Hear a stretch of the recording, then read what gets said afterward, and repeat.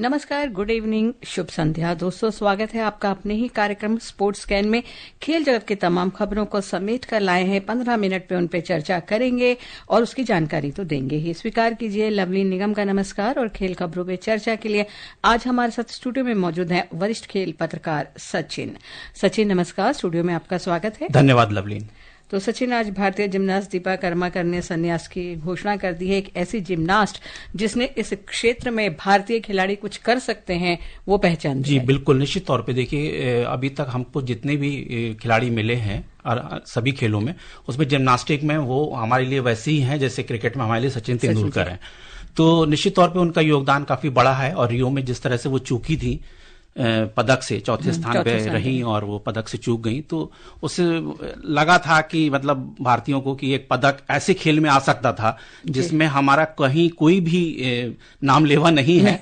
और उससे मुझे लगता है कि इस खेल को भी बहुत फायदा होता, लेकिन ऐसा हो नहीं सका और आज तो उन्होंने संन्यास की घोषणा कर दी। तमाम खेल खबरों पर चर्चा करेंगे। पहले सुर्खियां। भारतीय जिम्नास्ट दीपा कर्माकर ने संन्यास की घोषणा की। महिला 2020 क्रिकेट विश्व कप में इंग्लैंड का मुकाबला दक्षिण अफ्रीका से जारी। भारत ने पहले 2020 क्रिकेट मैच में बांग्लादेश को हराया 7 विकेट से। और जूनियर विश्व निशानेबाजी चैंपियनशिप में भारत 13 स्वर्ण 3 रजत 8 कांस्य सहित कुल 24 पदकों के साथ रहा शीर्ष पर।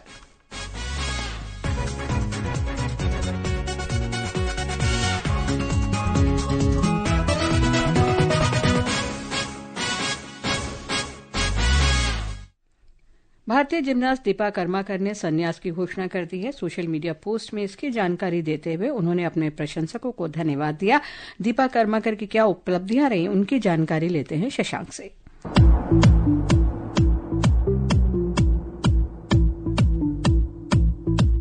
2014 ग्लासगो राष्ट्रमंडल खेलों में कांस्य पदक जीतकर खेलों के इतिहास में ऐसा करने वाली वो पहली भारतीय महिला जिम्नास्ट बनी। दीपा ने 2015 एशियाई चैंपियनशिप का स्वर्ण पदक अपने नाम किया। ये उपलब्धि हासिल करने वाली वो पहली भारतीय जिम्नास्ट बनी। 2016 में रियो ओलंपिक में वो चौथे स्थान पर रहीं। दीपा ओलंपिक में हिस्सा लेने वाली भारत की पहली महिला जिम्नास्ट थी। वो रियो ओलंपिक के बाद दीपा कर्माकर को कई चुनौतियों का सामना करना पड़ा, जिनमें उनका चोटिल होना और सर्जरी कराना शामिल है। इन चुनौतियों के बावजूद उन्होंने तुर्की में 2018 के आर्टिस्टिक विश्व कप में स्वर्ण पदक अपने नाम किया। 2021 ताशकंद में एशियाई आर्टिस्टिक जिम्नास्टिक चैंपियनशिप में कर्माकर ने स्वर्ण पदक जीता। खेलों में उनके विशिष्ट योगदान के लिए 2015 में अर्जुन पुरस्कार, 2016 में ध्यानचंद पुरस्कार और 2017 में पद्मश्री से उन्हें सम्मानित किया गया। Shashank Kumar, sports scan.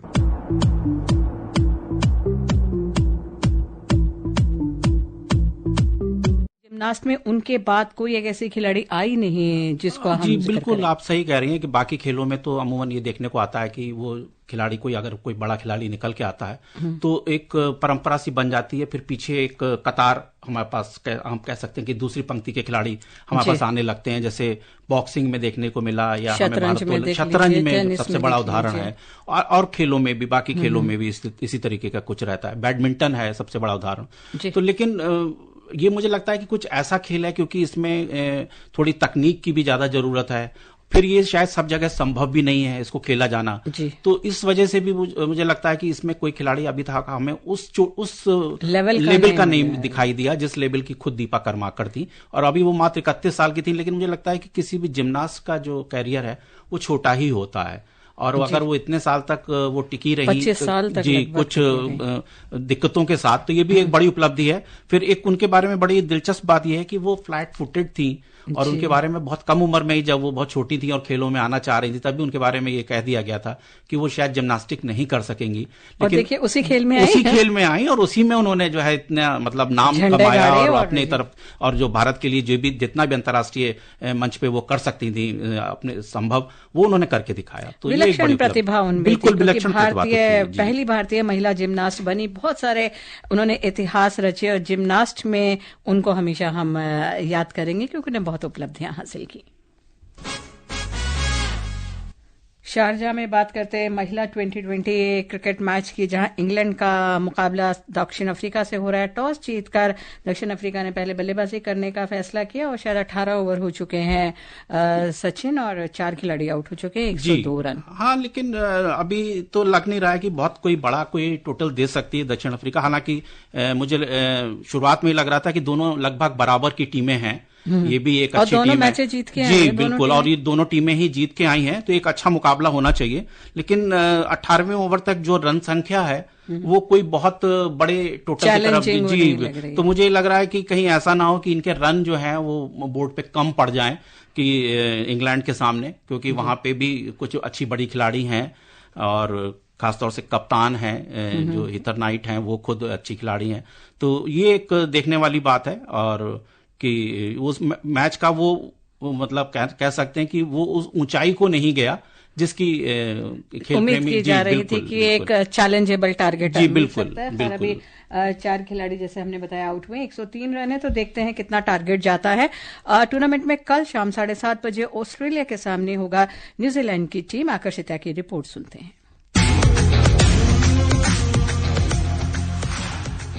Tournament में दोनों ही टीमों ने जीत के साथ टूर्नामेंट की शुरुआत की है। ऑस्ट्रेलिया ने पिछले मुकाबले में श्रीलंका को 6 विकेट से हराया था। इस मैच में ऑस्ट्रेलिया के सभी खिलाड़ियों ने शानदार प्रदर्शन किया था। कप्तान हेलिसा हील को पुराने फॉर्म में वापस आना होगा। डार्सी ब्राउन को अंतिम एकादश से बाहर किया जा सकता है। वहीं न्यूजीलैंड महिला टीम ने पिछले मुकाबले में भारत को 58 रन से पराजित किया था। न्यूजीलैंड की टीम पावर प्ले का इस्तेमाल करना अच्छी तरह जानती है। उसके गेंदबाज भी अच्छे फॉर्म में हैं। अंतिम एकादश में टीम में कोई परिवर्तन होने की उम्मीद नहीं है। शारजाह क्रिकेट स्टेडियम की पिच बल्लेबाजी के लिए अच्छी मानी जाती है। यहाँ स्पिनरों को भी मदद मिलती है। इस पिच पर पहली पारी का औसत स्कोर 135 रन है। ऑस्ट्रेलिया और न्यूजीलैंड के बीच अभी तक 19 मुकाबले खेले गए हैं, जिसमें ऑस्ट्रेलिया ने 13 में जीत दर्ज की है। न्यूजीलैंड महिला टीम ने 6 मैच अपने नाम किए हैं। ऑस्ट्रेलिया और न्यूजीलैंड महिला टीम के बीच पहला T20 मुकाबला 10 अगस्त 2007 को खेला गया था, जबकि अंतिम बार इन दोनों टीमों के बीच 25 फरवरी 2024 को मैच खेला गया था। आकर्षिता सिंह, स्पोर्ट्स स्कैन।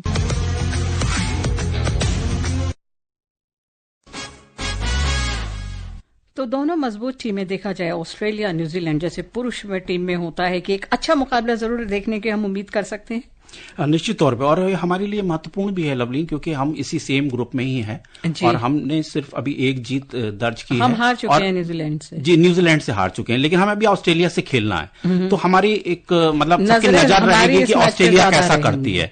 अगर ऑस्ट्रेलिया, देखिए न्यूजीलैंड अभी रन रेट का भी इसमें बहुत खेल रहेगा, क्योंकि हम अभी 4 टीमें जो हैं वो 2-2 पॉइंट के साथ लगभग समान स्थिति में है, लेकिन रन रेट में हम सबसे नीचे हैं, 4थे स्थान पे हैं। हमसे नीचे सिर्फ श्रीलंका है जो अपने मैच हार चुका है, 2 मैच।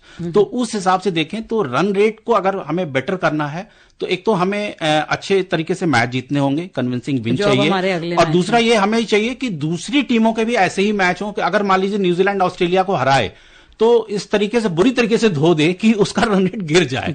तो हमारी उम्मीद है हमारी, क्योंकि हर जो 5-5 टीमों के ग्रुप है, सिर्फ 2-2 टीमों को ही आगे जाना है। तो सिर्फ 2 टीमों को जाने की वजह से बड़ा मुकाबला बहुत कड़ा हो गया है लवली। तो ये एक देखने वाली बात होगी कि कल के मुकाबले जो इनका मुकाबला होगा न्यूजीलैंड ऑस्ट्रेलिया का, उसमें किस करवट बैठेगा ऊंट, जिससे कि हमारे लिए कुछ आसानी हो। हमारी निगाहें ज्यादा रहेंगी, बिल्कुल रहेंगी हमारे लिए, इसलिए रहेंगी कि न्यूजीलैंड से तो चलिए हमारा मैच होता है, लेकिन ऑस्ट्रेलिया से भी हमें खेलना है। हमें एक मैच ऑस्ट्रेलिया से और एक श्रीलंका से खेलना है। तो वो चीजें जो है इसमें सामने आएंगी कि किस तरीके से इनको अपनी रणनीति बनाने में भी आसानी होगी, फिर उस परिणाम का भी असर पड़ेगा। जी, पुरुष टीम की बात करें, कल भारत और बांग्लादेश ग्वालियर में आमने सामने थे। पहला मैच था 2020 श्रृंखला का, जब भारत ने बांग्लादेश को 7 विकेट से हरा दिया। 128 रन का लक्ष्य मिला था। 11 ओवर 5 गेंद में हमने हासिल कर लिया। हार्दिक पांड्या 16 गेंद में नाबाद 29 रन की विजयी पारी खेली। संजू सैमसन, सूर्य कुमार यादव ने 29 रन बनाए। बांग्लादेश की ओर से मुस्तफिजुर रहमान, मेहदी हसन मिराज ने 1-1 विकेट लिया। एक अच्छा मुकाबला ये भी, और 128 रन सबसे बहुत साल बाद ग्वालियर में हो रहा था। 14 साल बाद ग्वालियर में मैच हुआ। और देखिए कि ये एकदम यंग टीम थी। जिस टीम ने वर्ल्ड कप जीता था उस टीम के कुछ ही खिलाड़ी जी बिल्कुल, क्योंकि उसके बाद हम सब जानते हैं कि हमारे जो सबसे बड़े कुछ खिलाड़ी थे उन लोगों ने तो संन्यास की घोषणा कर दी, T20 नहीं खेलेंगे। तो एक तरीके से एकदम नई टीम थी। 2 खिलाड़ियों को डेब्यू करने का मौका मिला। उन दोनों ने प्रभावित भी किया जी। तो खासतौर से अच्छा है 2020 में नए खिलाड़ी आएंगे। हाँ, और वही है ना कि आईपीएल में वो अच्छा कर रहे थे, उसके बाद उनको यहाँ मौका मिल रहा, उन्होंने यहाँ पे भी अपनी छाप छोड़ी। अभी 2 मैच और बचे हुए हैं, मुझे लगता है कि जो अगला दिल्ली में मैच होगा उसमें भी वो खिलाड़ी 9 अक्टूबर को होगा। जी बिल्कुल, परसों होगा। अर्शदीप सिंह, वरुण चक्रवर्ती भी आपको अच्छे, क्योंकि बहुत अच्छे नहीं, वरुण बहुत दिनों बाद इंटरनेशनल खेल रहे थे, लेकिन वरुण ने कितना अच्छा किया, देखिए बिल्कुल अच्छा किया। और अर्शदीप तो लगातार, आप सोचिए कि विकेट लेने की जो सफल गेंदबाज हैं उसमें वो नंबर 2 पे अभी चल रहे हैं। तो ये एक बड़ी उपलब्धि है अर्शदीप के साथ कि वो लगातार अपने प्रभावी प्रदर्शन में सुधार कर रहे हैं। बिल्कुल। पेरू के लीमा में जूनियर विश्व शूटिंग चैंपियनशिप का अंतिम दिन था। दीपक दलाल, कमलजीत और राजचंद्र की तिकड़ी ने पुरुषों की 50 मीटर प्रतियोगिता में स्वर्ण पदक जीता। और क्या कुछ हुआ, जानते हैं शक्ति से। इस चैंपियनशिप में सटीक निशाना लगाते हुए शानदार प्रदर्शन किया। 13 स्वर्ण, 3 रजत और 8 कांस्य पदक के साथ भारत पदक तालिका में शीर्ष पर रहा। दीपक दलाल, कमलजीत और राजचंद्र की टिकड़ी ने पुरुषों की 50 मीटर पिस्टल टीम स्पर्धा में 1600 अंक के साथ स्वर्ण पदक अपने नाम किया। इटली 5 स्वर्ण, 4 रजत और 1 कांस्य पदक के साथ दूसरे स्थान पर रहा, जबकि नॉर्वे 4 स्वर्ण और कुल 10 पदकों के साथ तीसरे स्थान पर रहा। मुकेश नीलावली का इस टूर्नामेंट में जबरदस्त प्रदर्शन रहा। आज उन्होंने व्यक्तिगत स्पर्धा में कांस्य पदक जीता, जो प्रतियोगिता में उनका 6ठा पदक था। उन्होंने 60 शॉट में कुल 548 अंक बनाए। महिलाओं की 50 मीटर पिस्टल स्पर्धा में परीक्षा गुप्ता ने 540 अंक के साथ व्यक्तिगत रजत पदक अपने नाम किया। हालांकि वह हंगरी की मिरियम जैको के 546 अंक के जूनियर विश्व रिकॉर्ड को तोड़ने से चूक गई। टूर्नामेंट के अंतिम दिन शार्दुल विहान और सबीरा हैरिस ने मिक्स्ड टीम में ट्रैम्प प्रतियोगिता में भारत को कांस्य पदक दिलाया। दोनों ने 75 से अधिक निशाने लगाए। ISSF का सफर के इस सत्र के अंतिम पड़ाव के लिए नई दिल्ली पहुंच गया है, जहां 13 अक्टूबर से 18 अक्टूबर तक विश्व कप करनी सिंह शूटिंग रेंज में राइफल, पिस्टल और शॉटगन के फाइनल मुकाबले होंगे। Shakti Singh, sports scan. इस पे चर्चा करेंगे शूटिंग पे, लेकिन पहले कुछ खबरें संक्षिप्त में जो आज हुआ वो जानते हैं विशाल से। श्रीलंका क्रिकेट टीम के पूर्व कप्तान सनत जयसूर्या को टीम का मुख्य कोच नियुक्त किया गया है। जयसूर्या 31 मार्च 2026 तक इस पद पर रहेंगे। श्रीलंका क्रिकेट के बयान के अनुसार श्रीलंका क्रिकेट की कार्यकारी समिति ने ये निर्णय हाल के भारत, इंग्लैंड और न्यूजीलैंड दौरे पर टीम के अच्छे प्रदर्शन को देखते हुए लिया। मुख्य कोच के रूप में जयसूर्या की पहली जिम्मेदारी वेस्टइंडीज के खिलाफ होने वाले सीमित ओवरों के मैच होंगे, जो दाम्बुला और पल्लेकेले में खेले जाएंगे। बिलियर्ड्स खिलाड़ी पंकज आडवाणी ने ओंग सोंगे सिंगापुर ओपन जीत लिया है। फाइनल में उन्होंने जाडेन ओंग को 5-1 से हराया। पहले 2 फ्रेम पर आडवाणी का दबदबा रहा, जबकि तीसरे में ओंग ने जीत दर्ज की। चौथे फ्रेम में आडवाणी ने फिर से खेल को अपने कब्जे में कर लिया। फाइनल फ्रेम में आडवाणी ने 74-6 से प्रतिस्पर्धा में प्रभावशाली जीत के साथ खेल संपन्न किया। आडवाणी अब विश्व बिलियर्ड्स खिताब के लिए नवंबर महीने में दोहा में स्पर्धा करेंगे। एशियाई खेलों के पदक विजेता लंबी दूरी के धावक गुलवीर सिंह को 20 अक्टूबर को हांगकांग में होने वाली एशियाई क्रॉस कंट्री चैंपियनशिप के लिए आज 8 सदस्यीय भारतीय टीम में शामिल किया गया। गुलवीर ने पिछले साल हांगझोउ एशियाई खेलों में 10,000 मीटर दौड़ में कांस्य पदक जीता था। Vishal Sharma, sports scan. तो ये कुछ खबरें जानी हमने संक्षिप्त में। हम निशानेबाजी की बात कर रहे थे। सचिन, हमारे निशानेबाज खास तौर से वर्ल्ड चैंपियनशिप में तो बहुत अच्छा प्रदर्शन करते हैं, और ये जूनियर खिलाड़ी कर रहे हैं तो एक सुनहरा भविष्य नजर आता है। निश्चित तौर पे देखिए, खिलाड़ी तो हमें यहीं से मिलेंगे लवलीन, क्योंकि आप ही देखिए कि ओलंपिक में ठीक है, इस बार तो खैर फिर भी हमारा काफी अच्छा मेडल काउंट रहा निशानेबाजों की वजह से जी। तो इसमें कोई शक नहीं है कि आगे भी हमें इस तरीके के प्रदर्शन देखने को मिलेंगे अगर इसी तरीके की खिलाड़ी हमारे पास आते रहेंगे। आप ये देखिए कि इटली दूसरे नंबर पे रहा, जबकि इटली को तो एक बड़ी निशानेबाजी में ताकत माना जाता है। तो उस लिहाज से मुझे लग रहा है कि काफी अच्छा कर रहे हैं हम लोग। और बस वही है जो आप कह रही हैं कि अगर हम ओलंपिक्स में, एशियन गेम्स में इनको पदकों में बदल सकें इस प्रदर्शन को, तो वो ज्यादा बड़ी बात होगी। लेकिन मुझे लगता है कि अगर बहुत सारे खिलाड़ी आएंगे तो जरूर। इस बार सबसे बड़ा निशाने दल भी था, पेरिस जो गया तो वो सबसे बड़ा दल हमारा गया था, और नए खिलाड़ियों ने वहां भी बहुत अच्छा। बिल्कुल, आप ही देखिए कि कौन उम्मीद कर रहा था कि वो जो है 22 साल की लड़की 2 मेडल लेके आएगी। फिर वो स्वप्निल कुसाले का मेडल आया, फिर डबल्स में सौरभजीत था। तो इस तरीके से काफी अच्छे।